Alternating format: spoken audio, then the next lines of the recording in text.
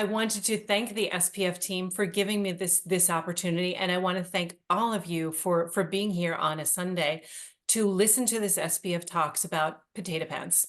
Walking around with HSP is like walking with your pants full of potatoes. My answer to my daughter and her school friend when asked why I had to keep stopping while out on a summer hike.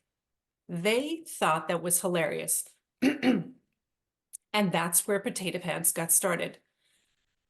That was the perfect line because it turned into the potato pants at the potato pants run at our school in Klosterneuburg. The clip you're about to see comes from the first ever potato pants run, which only happened because our school community came together. Many hands made this happen, all starting from an innocent line.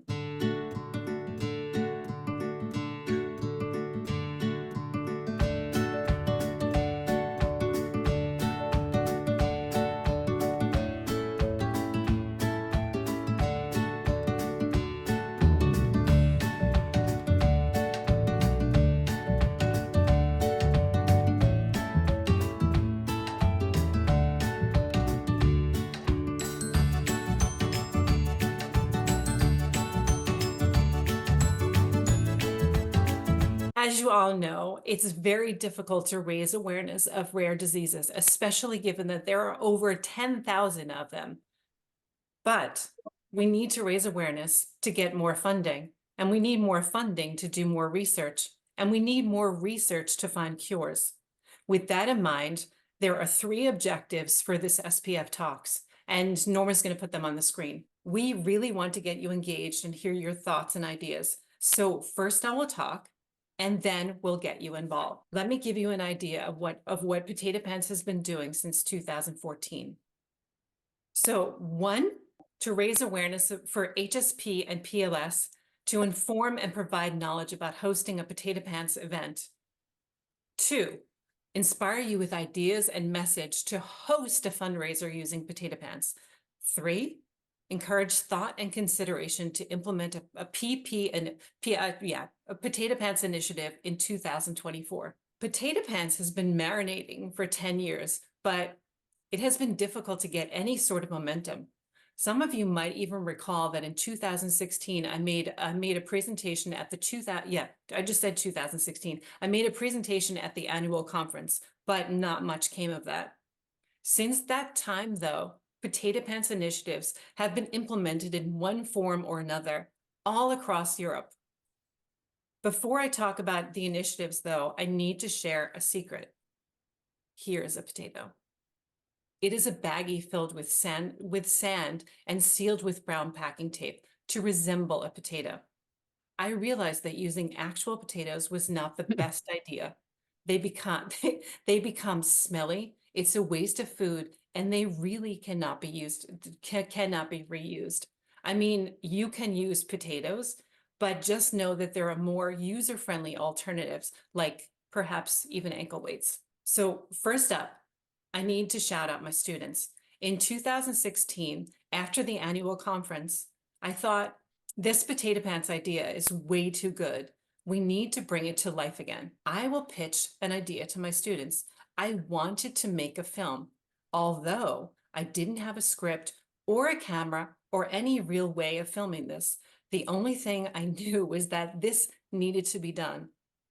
My students stepped up to the plate in a huge way. They wrote, shot, and edited a film. They created a 3-story banner, which you actually see on the screen. Do you see the students at the top? That is my school, and actually I said 3 stories, but I think that is 4 stories. They painted this this banner, and then they unfurled it out of the window. And that actually was part of the movie. If you want to see the movie, you can go to our YouTube channel, and you can the YouTube channel is called HSP Potato Pants, and the movie is called Channeling Casey Neistat. They also set up a massive stand at an expo called the Vienna Sports World, which is a 2-day event preceding the Vienna City Marathon. They started by calling all our local businesses to donate supplies. A concert-worthy lighting rig, which you can actually see. Yeah, you can actually see on the screen that there was a light, like a huge lighting rig. I can't remember like the dimensions of it. So the local businesses to donate supplies. So a concert-worthy lighting rig, t-shirts, t-shirt transfers, pants, paint, printing supplies, nylon straps, scraps of material, a raised planter box, and a van to transport everything. Here now is a 58-second clip of that expo where my students came in contact with over 40,000 people to inform them about potato pants.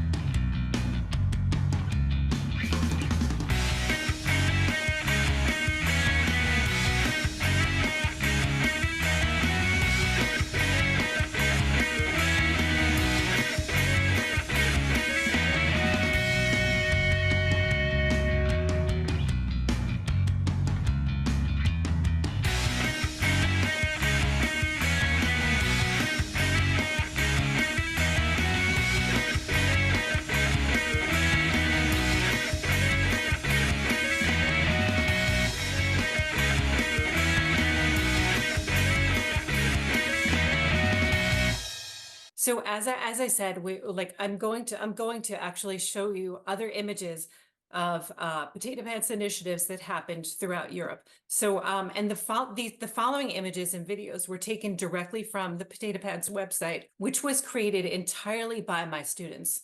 So the first one, so this is in England. Ian Bennett, who's chair of the membership committee of the UK support group for HSP, has been running a family-friendly Potato Pants Festival for the past 7 years. He invites 12 bands to play on either of two stages. Here you can see the band Route 66. Here you see mid-race that one guy has gone down, and I'm not really sure what the story is there. So I think I'll have to ask Ian about that. The next one. You can see in the background that you can see Ian in the background. He's on his mobility scooter, and there are four women who are about to start the race. And what I do want to point out also is look at that, like everyone is so happy. So this is in Vienna, Austria, at the Sir Karl Popper School. Angela Ransdorf, one of the teachers of the school, she's holding on to these yellow slalom poles, and she's stepping onto a bench. She set up an obstacle course at their school festival at the end of the year, and I'm pretty sure there were 70 participants involved in that. So the next one. This is in Edlitz, Austria. Organized by the family Lackinger, who co-founded the Austrian HSP support group Stop HSP. Their son has SPG11. In the first image, you see a woman who has just kicked a soccer ball. Go to the second one. In the second one, you see participants from behind. Their pants are filled with potatoes. And if you can see, actually, there are two people on the screen. They're wearing pants that were made for children. I'm pretty sure you can tell who I'm talking about. And the last one, 4 more participants. Yeah. And side note, they raised over 14,000 euros at that event. And what that is that's 15,000 US dollars. Just to give you an idea. This is in Rome, Italy, at a judo competition organized by Giorgia Tartaglia. She's the vice president of the Italian HSP support group in Italy. The mats were already set up for the judo competition, but then they had the potato pants races after. Let's see, it was taken in Scotland. A mom whose son has HSP organized this obstacle course with the teachers of the school. The kids used rubber pants with the bottoms duct taped.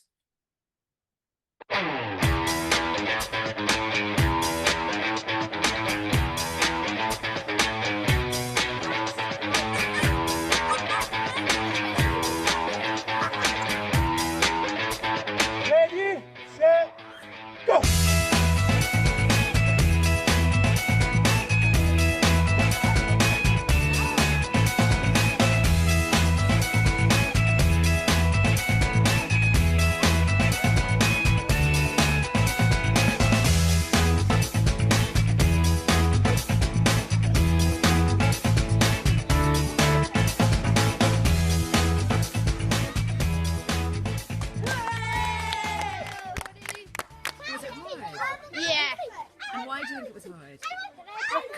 was stiff to move your legs up and down because of the potatoes. It was holding it down. How was that? Heavy. Harder than I expected. And why was it hard? Because like the bottom of your legs is really heavy, but then like your arms and stuff are much lighter, and it feels really weird. How was it? Tiring and awesome at the same time. It was an eye opener, and it's so humbling. So that, yeah, I think that's it. Yes. So far, the Potato Pants initiatives that I've showed you, has raised over 50,000 euros, which is 54,000 US dollars. So a lot of money, but just a drop in the bucket of what is actually needed. Over time, I've come to learn that Potato Pants is both unique and distinctive. It stands out. When people first hear the term, they're like, what's that? It's much easier to remember than the names of the different medical conditions. As an example, I had a conversation with my student last year who, even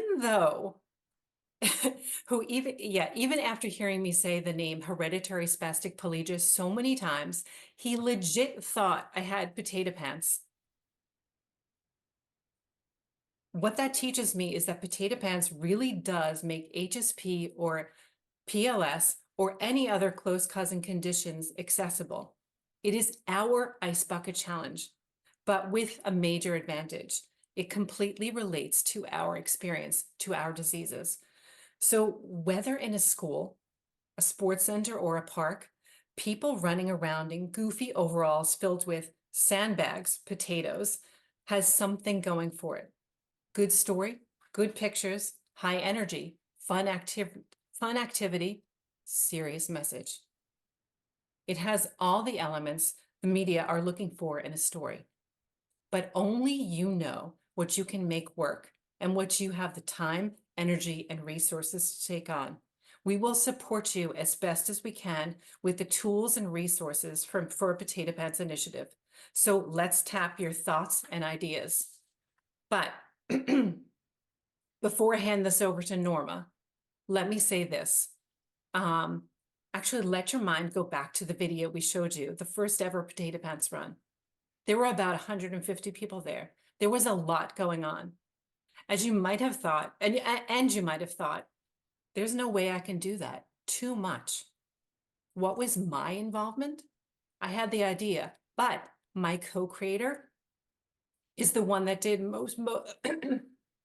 excuse me, who is the one who did the heavy lifting. And as I said, it would not have happened if the school community had not come together.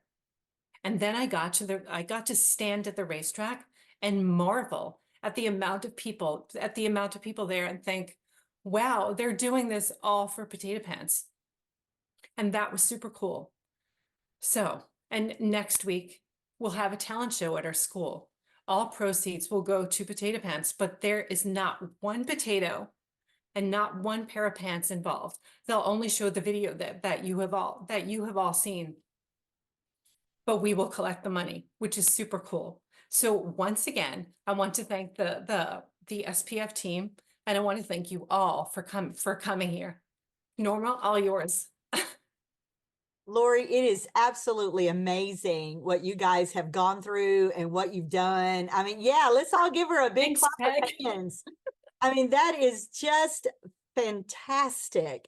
All the things that you've done all across all of those, locations, and all those kids and families that got involved. And I think that's wonderful that you guys have done that. Everybody, that is so wonderful. I really do appreciate, Lori, all the effort and time that you and your co-founder and your students and your locations, having that banner up on that big building, that is impressive. That is absolutely amazing that you had that team of people helping you to make it, and then to be able to launch it out the window. I mean, that really got a lot of attention. And so I just have to say kudos to all of you guys in putting all of that together. Now, I know we had talked about opening up to allow folks to have the chance to ask some questions.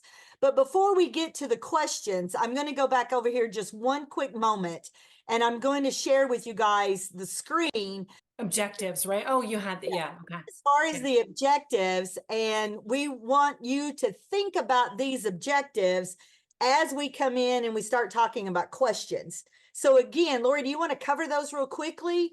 Just say those again real quickly for some that might not be able to see it. Sure, I'll say them again. So one, to raise awareness for HSP and PLS to inform, provide knowledge about hosting a Potato Pants event. Two, to inspire you with the idea and message to host a fundraiser using Potato Pants. And three, to encourage thought and consideration to implement a Potato Pants initiative in 2024. So there, yeah, those three objectives. Yeah, so the thought is, you know, basically our population might need to consider about how do we host that. So we've got some things that we want to talk to you about, but I'm so encouraged that we have a couple of folks already on the screen that are wanting to ask some questions. So I'm going to call you out.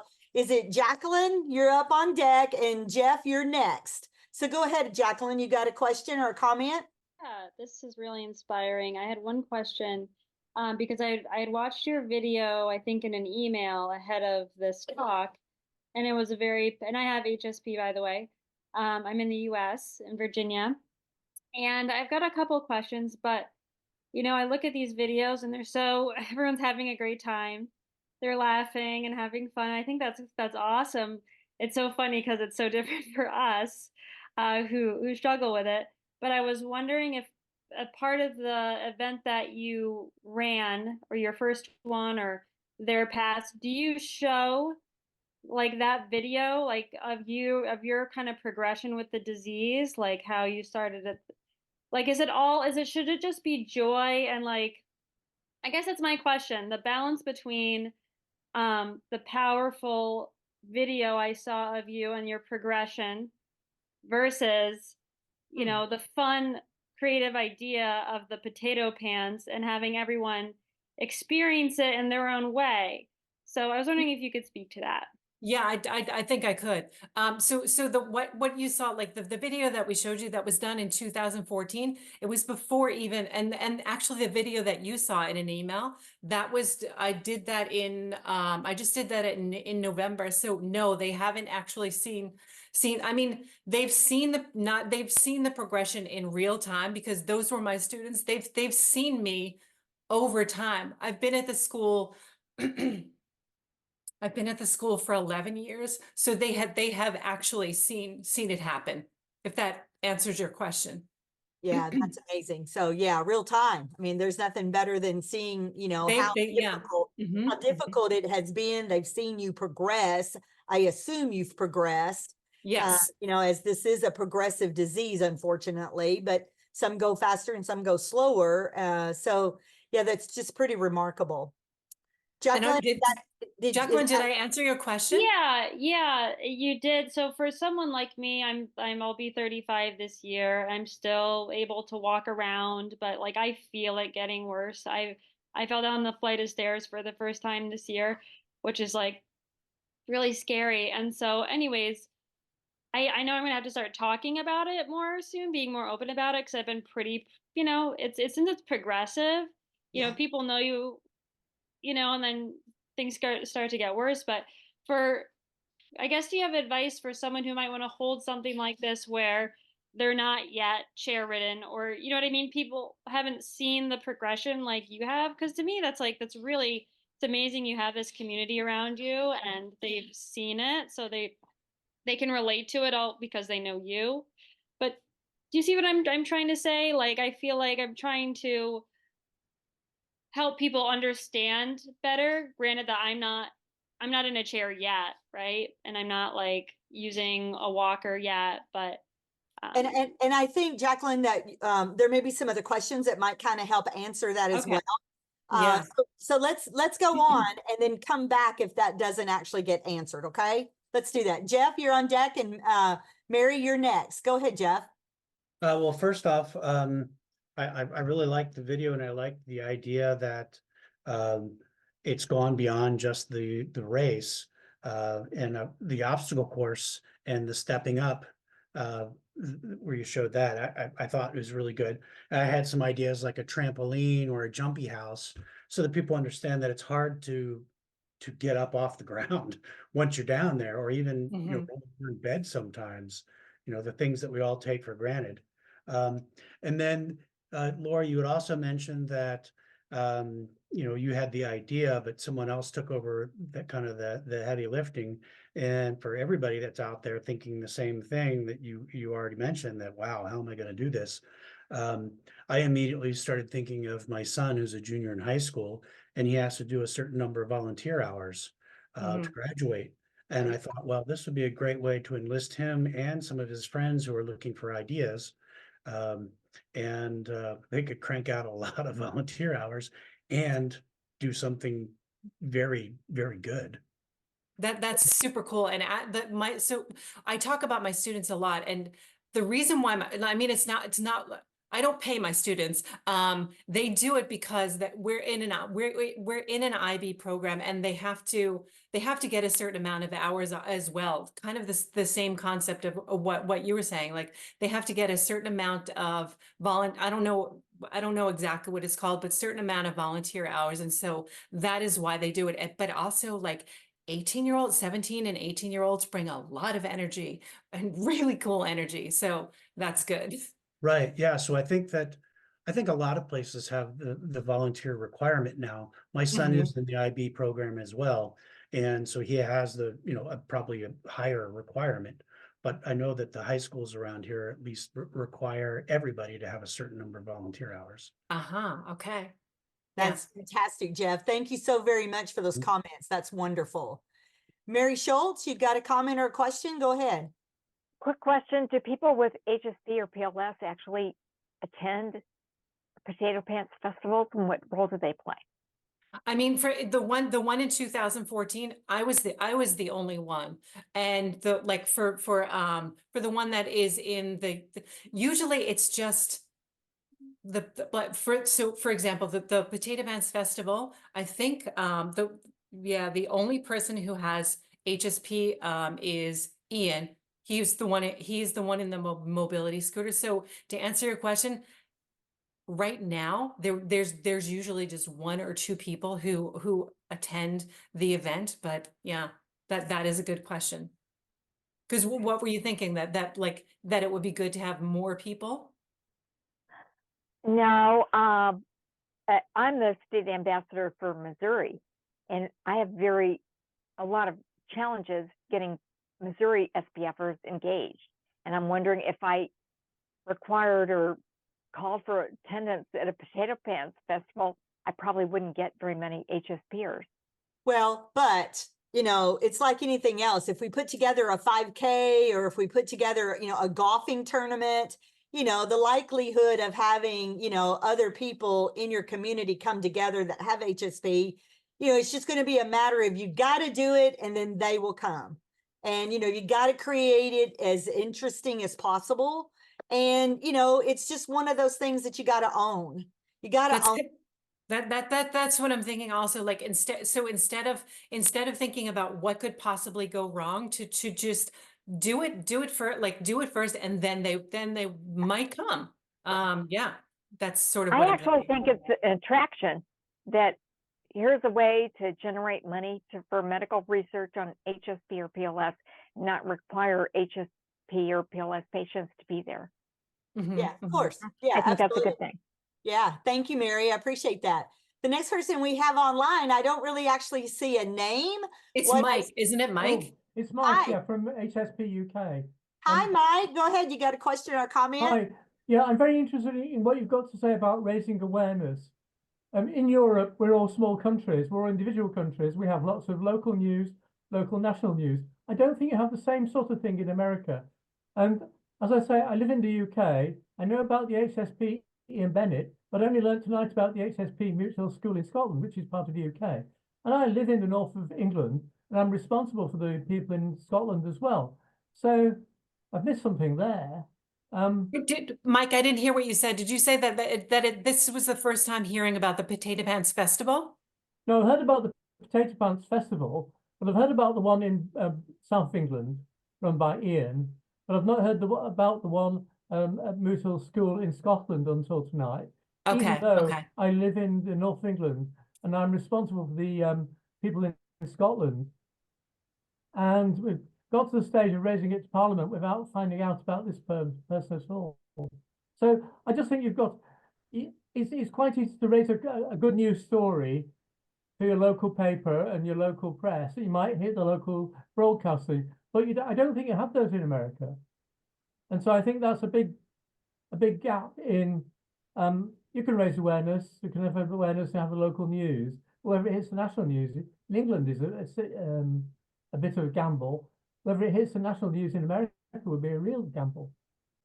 You know, Mike, that's one of the things that we struggle with all the time is how to raise awareness. And this is just another one of those opportunities that we've got to figure out how to market, how to make our disease actually a business so that we can get the attention of all of the news markets, all of the media, anything that's out there. And, you know, one of the things that has just been so profound is the forming of all of the social media platforms. You know, even just the Zoom platform so that we can visit and talk. So one of the things that we're constantly encouraging people to do is to become a member of the foundation, the Spastic Paraplegia Foundation, so that we can be an outsource, a resource, you know, that we can, you know, be an outreach so that we can get you the information that we see that's happening. So that, you know, Lori can contact us and let us know that this event's going on. We can easily put that on our website and we can put that into our events category. So then all you got to do is just periodically go check our events page and you're going to see these events happening right there in your hometown, right there in your community. But it's, you know, it's only as good as the information that you send to us to tell us that these events are happening in your community. And we want to help you by, you know, announcing that on all the media platforms that we share. And we have one, you know, we have all of them. So that'd be useful. That'd be great help to everybody, I think. Yeah, because yeah, just keep the some circle, states are very right? populous and some states are very unpopulous, very rural. Well, and like in America, you know, we do a lot of 5Ks, you know, and we're not actually asking people that have HSP or PLS to actually be the runner in the 5K, but there's a whole circuit of people that want to go to those kinds of races and they want to be, you know, traveling and they, you know, they work years at taking care of trying to win that 5K. You know, those are the people that we want to get involved in the things that we're working on if we call it a 5K. There's also golfing tournaments, you know, there's also just hot dog stands, you know, whatever those events are that you're getting a population together, we want to know about those and we can put those on our events page so that we can help share that word. So it's a very good comment, Mike. Thank you so much for bringing that to our attention. Cheers. Yeah, so now I see Jackie's got her hand raised. Go ahead, Miss Jackie. It's not really a question, more of an idea. I love, I think with Jeff's idea about common things that we have to do. And then to show progression, what if you said, okay, there's 5 years on, so you just pop in five or six more potatoes. So, and have them do the same thing and realize that it's harder. Yeah, that's a very good thought. Very good thought. You could start off with you know, the first, if you want to make it a challenge, you're doing a race, then the first one is just a few potatoes. And then the next time you come back around, you know, you're weighting it down with another, you know, I don't even, how many pounds does it start with, Lori? I don't know. There wasn't a minimum. I mean, okay. There was not a minimum. We put 22 pounds, 10 kilos, 22 pounds. Yeah. In the pans, but yeah. You know, you can set it up to where if you had so many people that wanted to participate, you know, they could actually have, like I said, the first round is very light. Then the winner of that, you know, runs against the next level. And then you can keep them competing until, you know, they actually understand how much harder and heavier that it actually gets. Just see, they get an idea of what, you know, rolling around on the cot with 10 pounds of potatoes on each leg is not easy. And it's just kind of like that spoon theory, right? You know, you only have so many spoons that you can use. and you could use up your spoons very quickly. The more weight that's been added to it. That's what happens to us throughout the day. You know, you start off in the morning a little bit more energetic and ready to go, but by the afternoon, you're just completely whooped. And, you know, it is what it is. And we just got to figure out how to work around that ourselves. But to bring it to the attention of our families and our friends, I think somebody said when we were talking this week, you know, that you know, when you say, hey, mom, I'm just kind of feeling potato panty today, you know, my potato pants are just like, you know, beating me up. They're Mom weighing me kind of down. understands what you're dealing with, you know, so that is a way to kind of get that out. So these are ideas. These are things that we want to share with you so that you might have some fun at it. We know our schools in America have like field days and sports days at the end of their years in class in the summer as they're getting ready to go out for summer. And, you know, it could be a challenge that you could put together, or you can, you know, get your family and friends together for some kind of a, you know, an activity. So that would be fun to do that. So I wanted to share with you, and if you guys have got any more questions, you know, please feel free to, you know, raise your hands. I see Craig over here waving at me. Go ahead, sir. I didn't see where you clicked to do the hand thing, so I'm doing it. I can see it. Go ahead. Okay, I have no, I have no comments or questions. I just want to tell you guys that I've known Lori for a very long time, and to see this blossom the way it has and what she has done, it's a remarkable thing. She's terrific. I love her. She's just like a wonderful human being. So Thanks, Craig. I agree. That is so wonderful. We feel the same way. Oh, good. Yeah. So thank you so much for shouting that out. You know, it's one of those things, you guys, that had it been, you know, HSP or PLS that had come up with the ice bucket challenge, don't you think, when you think of the ice bucket challenge, I'm hoping most of you, you know, recognize that what that means and what that did. You know, it was a representation for the ALS Foundation, right? And I know the first year they did the ice bucket challenge, you know, everybody across the world was doing it, you know, all the stars and the ball players and, you know, sports people, and they raised like $200 million that first year. If we had done the ice bucket challenge, what amazing research that we would be further along than what we are. So, you know, if we could come up with another idea that is something that could be comparable to what the ice bucket challenge is, maybe it's the potato pants race, you know? It is the potato pants race. Yeah. But So, we need a celebrity for this thing. well, all of us are celebrities. That's what it comes down to. All of Yeah, us. but you know, if you have Taylor Swift doing a potato pants challenge, Yeah, that would be amazing, right? right? So, you know, I have a few here that I can, in LA, that I can probably see if I can do something. very good. Let us know what we can do to help. Now I have Gerald over here with his hand up and some other folks too. Go ahead, Gerald. Yeah, hello everybody. Greetings from Austria. I'm here from Tyrol, which is the other end of Austria in the middle of the Alps.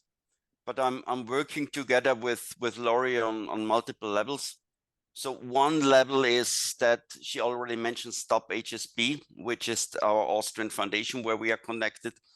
And the other thing where we are connected and both are very active is the European Federation of HSP associations. And I wanted to pick up the comment from the guy from the north of UK.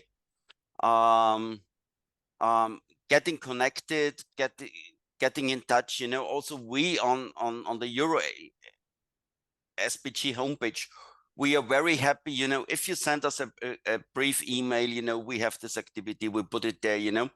I think it's amazing that today we are connected here from entire Europe. I see people from the Netherlands here. I see people from Switzerland here. I see people from Austria here. So it's a couple of countries and the US with all its states, you know. So yeah, I think it's a huge chance getting connected. Drop us a line. I will put in the chat our website, which you can look at. And another thing, we were making a lot of effort in the past year for making Instagram channels and so on. And we should start to follow each other. We should start liking each other. you know, even if we do not 100% agree, but we should make traffic for raising awareness and for getting people involved and for seeing that we are active. Hey, Okay, that's what I wanted to say. Hey, Gerald, I think that we are all 100% in agreement with you that we need to find a cure. There's not Yeah, one 100%. person, Yeah.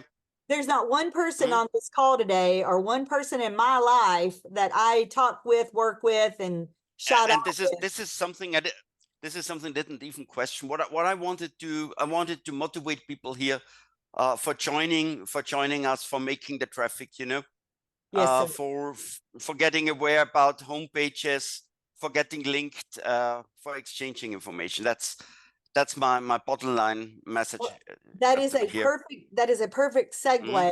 And hang on, Mike and Beatty, I'm going to get to you guys in just a second, but a perfect segue is that if you'll go to the Spastic Paraplegia website, and down at the bottom of every page, there are all of our social media platforms that we're a part of. And so join us, and we will for sure come back and join you, and we will find ways that we can share content and share information. And I'd like for us to exchange emails, and I would like to talk with you in greater detail about how we may be able to put together a coalition working with our international families. Yeah, that would be super amazing. That would be super amazing. Yeah, that would be great. So thank you so much, Gerald, for your comments. I appreciate that. Mike? Yeah, thank you for making this happen here. I just wanted to support Craig in his the amount of work that Laurie's done is quite good and generous. But you've also got to remember that each country in Europe has its own language. So whilst we're all speaking English tonight, we might be speaking German, Italian, French, English, etc., etc. And so if we can do it, I don't quite see why America can't do it, because they all speak mostly English. That's very true. That's a very point. That's a very good point. Our website, however, is translatable. So you would be able to go to our website, pick your language, and it will just morph. I mean, you know, amazing technology, right? But it will morph into whatever language that you want to speak or you want to read. On the website, it's in the bottom left-hand corner, and there's 2-3 dozen different languages you can pick from. Yes. So check that out. And on our Euro HSP website, some of the information is really in Danish, is in Dutch, is in German, is in France, is in Italian, is in Spanish. So we are taking care about that. That is wonderful. And I want to give a shout out to even Selena. We had someone that, you know, spoke another language on a voicemail, and, you know, I couldn't understand that. I have to apologize. I only know English, and sometimes I don't know that very well. But by me being able to reach out to other folks like Selena, who does know, you know, Portuguese, we're able to make those connections. So, you know, we may have people that are speaking whatever language that we have in the world, and we want to be able to, you know, meet their needs. If they've got questions and they've got concerns, we want to be able to try to find them some answers. Selena, did you have a comment? No. Thank you for your help. Okay, Beatty. Close enough. It's Beata. Beata, I apologize. No, it's fine. So yeah, thanks for this. It, you know, brings a lot of great ideas. I belong to a congregation. The church itself has 3 different denominations in it, and they are just phenomenal organizers. I don't know if you know what Out of the Cold is. In the winter, they house and feed over 140 people every week. Beata, where are you? Actually, where are you located? I'm in Toronto, Ontario, Canada. Okay. Happen to be German born, but anyway. Hi, Linda. So yeah, just because I've seen what they do, because I'm relatively new to this congregation, but I'm just amazed at what they do. And so now that they see me, you know, some of them are weary to ask what I'm dealing with. And then also they've told me they've gone on to Google for HSP and it's come up highly sensitive people. So now Yeah. they're looking at me going, oh, now maybe I can't talk to her. So, you know, depending on, originally I did some campaigning for ALS when they didn't know what I had. And it was just amazing in 2015, 2010, the people who didn't even know at that time what ALS was. Never mind that there isn't one person that I've ever talked to that knows what HSP is. So the fact that you got this potato pants, it definitely, it's probably because it's funny too. Is so much more relatable. So yeah. That is So a very good what I point. want to know is if I want to put this in some of the other organizers' ears, because again, physically, I can only do so much. Where should I contact SPF in the States, or you, Lori, or? I'm actually I'm going to put my email address into the chat box. And yeah, it would be fantastic for a group of us to get together, and maybe I can support you. And also what I didn't bring up is that we've developed a toolkit. It's not completely finished, but it's almost finished, and it will give ideas for ways in which you can put on an event yourself. Excellent. Okay, thank But you yeah, very so much, actually Lori. I'll do that right now. I'll put that in the chat. Thank Okay, you very Lori. much. Thank you so very much. That is, so you made some very good points in all of that. I'd like to address a couple of those. I recognized when we started, working on our social media platforms that, HSP does stand for other, problems and diseases. We get that.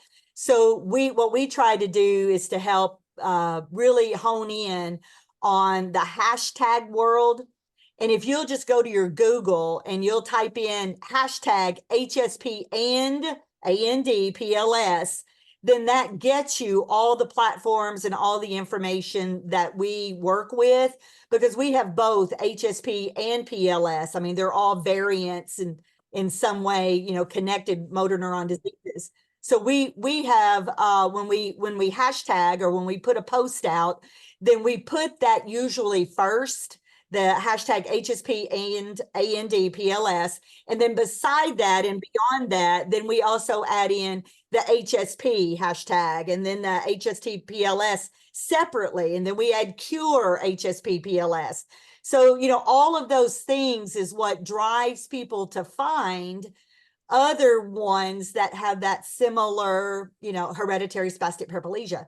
So as we're trying to do our posts on Instagram and on Twitter and wherever else, LinkedIn, those are the kind of things that we recognize. So thank you so very much, Beata, for recognizing that and seeing that. And then Lori, as a follow-up for the toolkit, we have been working with Lori and our team at the foundation to put the information on our website that will even provide you details down to perhaps even a shopping list. So, it's a toolkit, like a guidebook, like a, something that gives you just the very beginnings of what needs to take place. You can be as creative as you need to be and as you want to be with your family and friends or schools or Boy Scouts or Girl Scouts or any other kinds of, activities.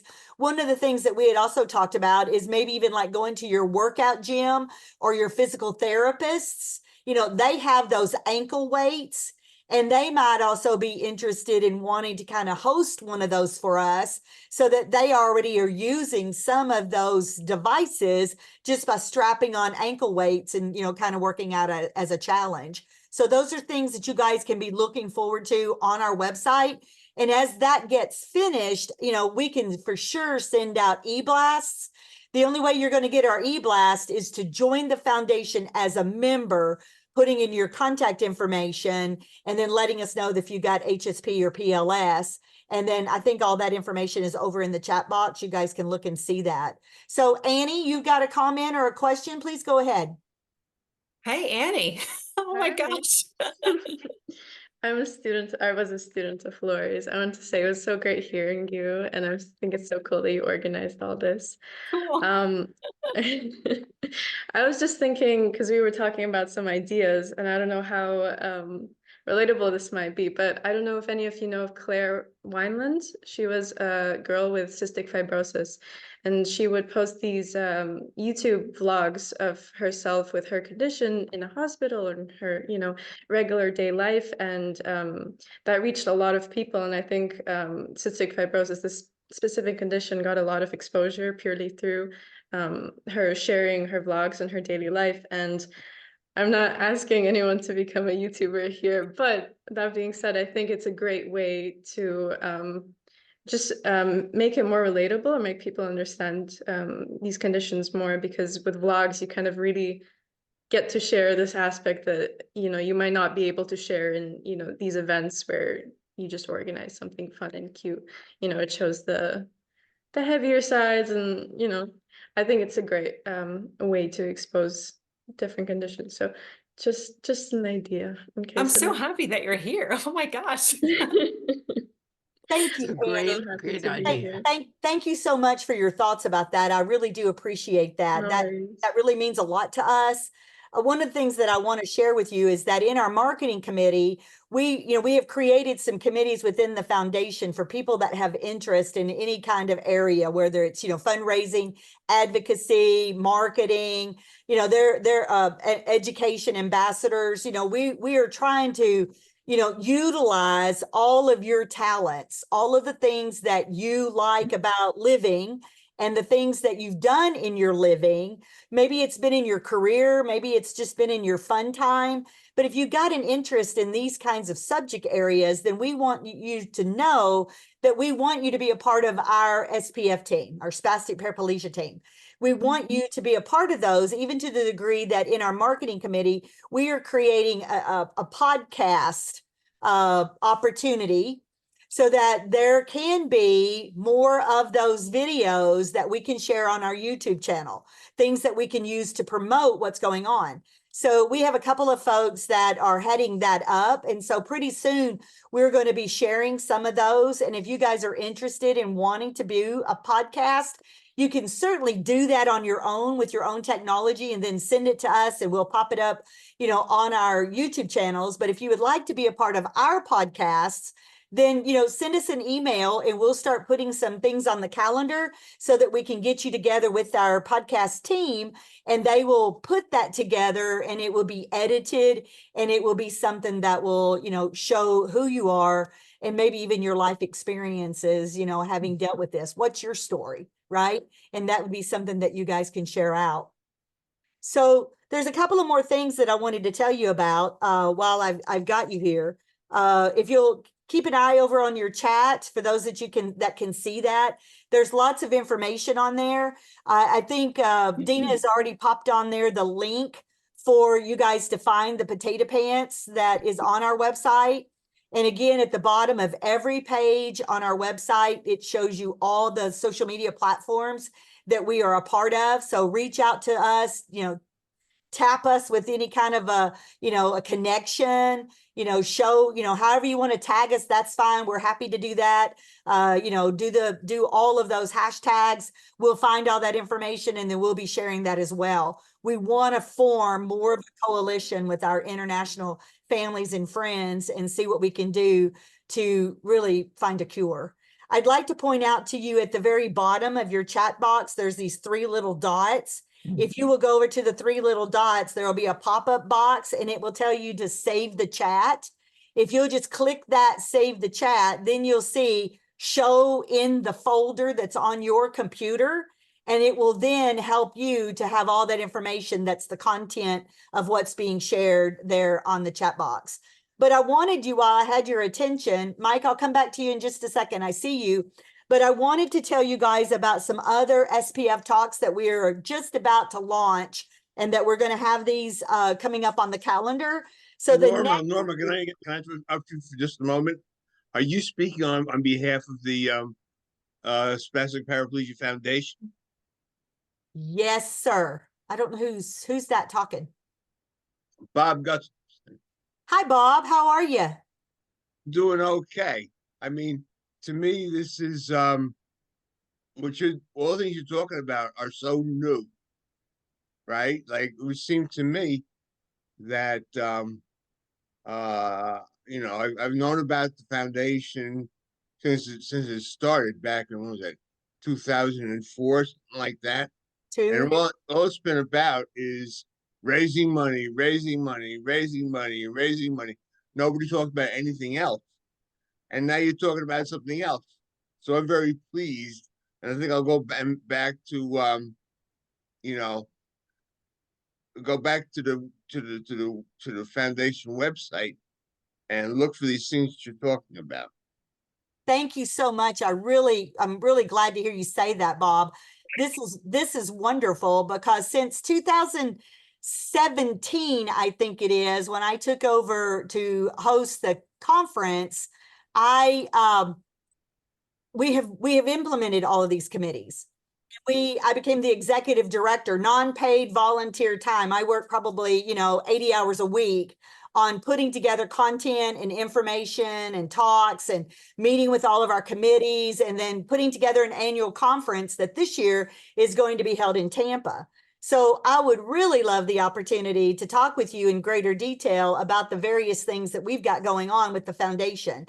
But it would be easily explainable if you will go to our website and then make sure that you're a member, because you will then get the e-blasts. We send out emails so that you can see that there are things going on. And of course, the most that we're doing, the most primary important focus that our foundation has is to find a cure. And the only way for us to find a cure is basically pay to play. We have got to raise the money to hire these researchers, these doctors, these investigators to study this disease, HSP and PLS. So I look at both of those, right? So what we have to do is to, make awards to these universities that pay these scientists to study a proposal that they have brought to us. So that's the primary focus of the foundation. But what we've all begun to realize is exactly what you said, is we have got to find a way that we can be a support, that we can be educational, that we can help meet people at the point of whatever it is that they may be asking for. You cannot imagine the number of phone calls that I take a week, the number of emails that I, talk to from people just like yourself that need some kind of information. So we have got this entire team of people that we refer to as ambassadors that are all across America and all these other countries across the world that have become members of our foundation. I mean, it's free to be a member. It's just a matter of having skin in the game with either the money that you can donate through the resources that you might be able to, do a golf tournament, do a 5K, do a potato pants event, or coming to the table to help folks understand that it's about awareness. And that's what we're trying to do, is to draw the awareness in so that we can help folks to know what's going on with HSP and PLS and our bodies. So thank you so much.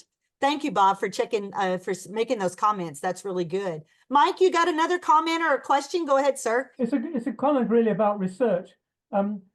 There's so much research going on, but we don't know which research is better than others. And we don't know whether some research is going down blind alleys or whatever.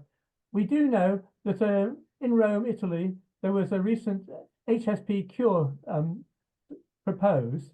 And at the moment, it's being trialed on mice before it's trialed on humans. But that's not hit the worldwide headlines. Now, the problem really is there's nowhere where individuals can find out which research they want to be part of. Because I've asked the question in England, and they say talk to your local people, but our local people might be in America, they might be in Ireland, they might be in France. We don't know. How do we find out? And I think, Mike, I think that's one of the things that, you that run these other organizations in your countries, I think we need to find a way to create a coalition, a collaborative, and an initiative that we can all begin to build together, this network that says what's going on. Now, if you'll go to our website, and I sound like a broken record, we have an entire section that's called research. And Right. we've got all of these scientists that we have provided grants to. We've awarded grants that are working on all of that information. Some of that information is published, some of it's old, some of it's still new, it hasn't been published. And those are the things that we're trying to get from our researchers and our scientists to give us this information so that we can figure out where's the gap, what's going on, why can't we figure out some of these things? So I think that's a very good point, and I'd like for us to continue our conversation, you know, well beyond today. Thank you, Mike. Okay, thank you. Hey, anybody For else? organizing this. Thank you, Gerald. I see that. I appreciate that. Yep. I want to reply to Mike's point, which is a very, very important point. You know, if we are talking about HSP, and you also mentioned always BLS too, if we talk about HSP, we must be crystal clear that this is not a single disease. It is a group of diseases, and we know more than 80 different genes which are involved. And these 80 genes, they apply only to about 60-70% of affected individuals. So it's very complex, you know. So when you raise the question, what is the right project? For being crystal clear, there will not be the one project which is right for all of us. What we are trying to do at EuroHSP is to organize our focus in research such that the majority of affected people might benefit for what we are doing. And this is one of the points why we started to focus on SPG4, because it's more than 1/3 of affected individuals which are affected by SPG4. And that's by way the largest group. So this is what we are doing.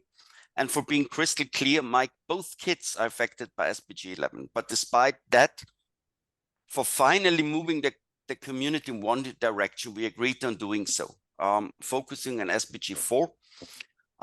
The history behind this was that we made an international research award, which was won by the group in Rome. And my knowledge about this project and my insight about this project, what they are doing in this lab is really outstanding. The largest challenge is getting it to industry. You know, they cannot cure. It's a cell biology lab. You cannot treat humans in a cell biology lab. You have to get industry involved. And for me, that's the hugest challenge we are facing when taking the steps from basic research towards cure, which is absolutely super important. Thank you, Gerald. I really appreciate that. And again, I think this is a conversation that I would really love to have with you guys, you know, beyond today. And I know that there are a number of people like in our advocacy committee that is working on how do we make those connections with those other industries, because we recognize that there's a gap there as well. And we know that here just in the last week, that Dr. Fakari has tweeted out, or maybe I should say LinkedIn, he linked in a comment about what's happening with SPG 49 and 50 and 51 and 52. So, you know, we recognize that when we say HSP, you know, there's 100 HSP different variants. And not only that, but there's some that haven't even yet been identified. I mean, can I get a witness? Right? There's several people, Jackie, I mean, several people that we talked to. It's about 30% of the people not having a genetic diagnosis. That's right. So, you know, we got to do better than this, right? We got to do better than this. So we've got to find a way that we're all working together and trying to see what's missing. Where's the gap? And how do we try to fill in that, you know, and trying to bring some more accountability to what's happening. Mike, you have another comment? It's only a comment basically on what Gerald said. But we're getting the drug, we find a cure, but then we get the drug that supports the cure, getting it to market. And the problem there is you've got to find that the company you're in bed with has the capacity to want to market in your country or your state or your, because in Europe, if it's passed by the European Medical Agency, all Europe can use it, but England can't because England's not part of Europe. England's got its own regulatory authority. If it's a pass in Europe, it isn't necessarily pass in America because they've got the Food and Drug Administration, isn't it, I think? FDA approved medicines. So if a drug company approves it to FDA medicines, it can be marketed in America. But then what about Australia, India, all these other countries? You might find a cure, but you might not be able to get the cure to the people that need it. Very good point. And, you know, maybe that's one of those things that, you know, we need to be looking at. How do we connect in, you know, the movers and shakers in those other countries that can't seem to get, you know, get it moving. Right. Thank you, Linda. I mean, there's a witness there. And I think that's one of those things that we would like for us to continue this conversation. Lori, I didn't mean for us to hijack this from Potato Pants, but this to me is so rewarding to have this conversation. And I want to get you guys together again and let's talk about this. Beatty, do you have another comment or question? Gerald, you had oh my God, there goes my mind. 35% that are undiagnosed. That's an approximation, but that's a number you hear, and that varies considerable depending on which center you're looking. But I guess 35% is a fair guess. Well, some of it also remain. You know, it's going to be hard to address even the medical society because there was a physiatrist I had to use because my other guy retired, and his attitude, even though he deals with a lot of this, his attitude was just terrible. So when I said to him, because at the time I had already been diagnosed, because we talked about some other people, and he just said, well, if it walks like a duck and it quacks like a duck, it is a duck. And his own, you know, curiosity or whatever about naming it meant nothing to him. So that I would think that if I was his patient, you see, I already knew what I knew, so I moved on. But I don't know if everybody who's struggling to find things out also are lucky enough to get to the right doctors. So well, you know, and that's one of the things, if I can add a little comment here. One of the things. Norma, can I reply to? Yes, please go ahead, Cheryl. Yeah, yes. That's one part of the story, finding the right doctor. You know, Lori, I'm not sure if I'm allowed saying this here, but you are still lacking your genetic diagnosis, despite being really connected with leading doctors on this planet. Yes. And for me, it was really an amazing thing. We have this Tom Wallig symposium here in Europe, which is the largest symposium in the world on HSP. And in 2022, they were also talking about this issue. What's about this approximately 35% we do not find out the reason for. And you know, you're sitting in one room with 100 researchers, with 100 top-level researchers. And if you hear the discussion they are doing between them, they have no clue. They don't know the reason for not finding this 35%. And there's I don't get his name. He's working on HSP. He's from Miami. Also, he has a German background, I think. Zuckner. And Stefan Zuckner. Yeah, that's him, exactly. And he, about 3 or 4 years ago, he published a very interesting paper explaining why he thinks that this 35% are not identified with current techniques. Okay. Good to know. I'll look that paper up. Do you have that paper? Do you have a link to that paper? I have it somewhere on my computer and I can send it to you. That would be fantastic. Yeah. Let's try to find that, Hank. Yeah. I'd love to see it too. Yeah, send that to us and we'll send that to our board. But one of the things I really appreciate Beatty, that you were bringing up, and Gerald, you were hitting on as well, is that the foundation, the Spastic Paraplegia Foundation, has recognized that we got to step this up. And we've been working now since our conference in Nashville 2 years ago. And then last year in St. Louis, the board of directors is actually put together funding to help create the Spastic Paraplegia Centers of Excellence. And we have isolated that there's about 9 or 10 facilities in America that they are putting something together as basically a prototype of all of the things that, every neurologist should be hitting when a person comes in and looks or, has symptoms as what we've got. And so we're looking at some good opportunities that this is going to be elevated to the National Institute of, Health, where this could be something that would happen across all of America with all of the neurologists. So, we're trying to push this as much as possible. So that's why I think, if we're working with these, already, and Dr. Zuckner is a part of that, and Dr. Fakari is a part of that, Dr. Fink is a part of that. You can see all that information on our website and find those locations. I'd like to see that, even spread beyond, that we would open the door to have the opportunity for international locations to also be a part of our centers of excellence. So with that being said, I'd like to pull this conversation back over and talk just one last few moments about potato pants. And appreciate you, Lori, so much for all the energy and time that you've put into this for over the years. And I feel very encouraged that there is a number of people on screen that seem to be encouraged too, that would like to, see something happen. So perhaps maybe there will be some more conversations that we will have. Maybe if we need to, we can come back together, in another SPF talks, kind of do a follow-up maybe.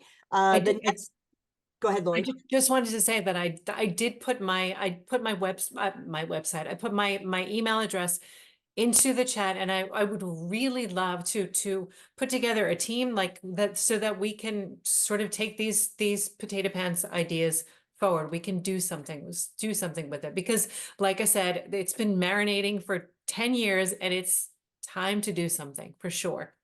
Well, thank you so much. I know it's been a long road for you to get to this point, and I am just so honored that you have taken time to come be with us today. And all of you, I appreciate all of you. I'd like to give one little last shout out, is that we have got an annual conference that we are planning in June in Tampa, Florida. So if you're able to join us in person, we'll probably have, 10, 14 doctors that will be there. I mean, what better place to, pay, the hotel and the travel, or, the registration fee, and be able to see 14 doctors at the same time. And, or if you can't, then there is a virtual option. And again, you can find all that information on our website. Is there anybody else that has any other comments or questions? I know we've gone over, we try to keep these to an hour-long SPF talks.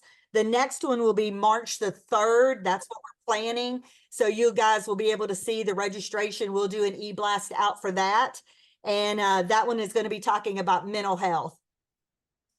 Thank you for organizing it. It's been very interesting. And if we discuss these topics, you find out they cover an awful lot of topics you don't think about.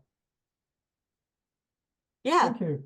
Yeah, absolutely. And Mike, if you've got a topic and you want to talk about it, we'll be glad to host you, and you can bring in, all your people, and we'll bring in all of our people. I mean, I want you guys to know that you're all my people. You guys are all my family. You're all a part of what we're doing, because you're fighting every day like we are, dealing with HSP and PLS.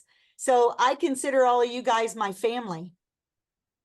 So I'll give you a big hug. Anybody else have any other comments that you, thank you, baby. I appreciate that. Anybody Just briefly, else? I was putting the link to the paper of Züchner on the chat, so you got it. Very good. Well, I will save that information. And if we do a blast out, then we'll put this information in the blast and let everybody have that information available as well. And Gerald, if you you guys, you and Mike want to get back together and us have a, a deeper conversation about how can we create a coalition, I'm all ears. Definitely we should do so. Okay. Okay, yeah, I agree with that. Okay.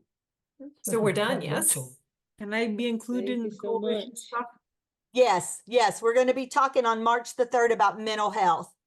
I've Okay. got a retired psychiatrist that's going to come on and talk with us. So make sure you're registered so you get the e-blast, and then you'll know how to register for the next talk, because it will always be a new link. Okay, good. Thank you. Yeah, thank you, Bob. Reach out to us anytime. I'd be glad to talk with you. Okay. All right, you guys take care. Have a great afternoon. And Lori, Bye. thank you so very much. You're welcome. All right, see you guys. I'm making this up. Bye. Okay, bye-bye.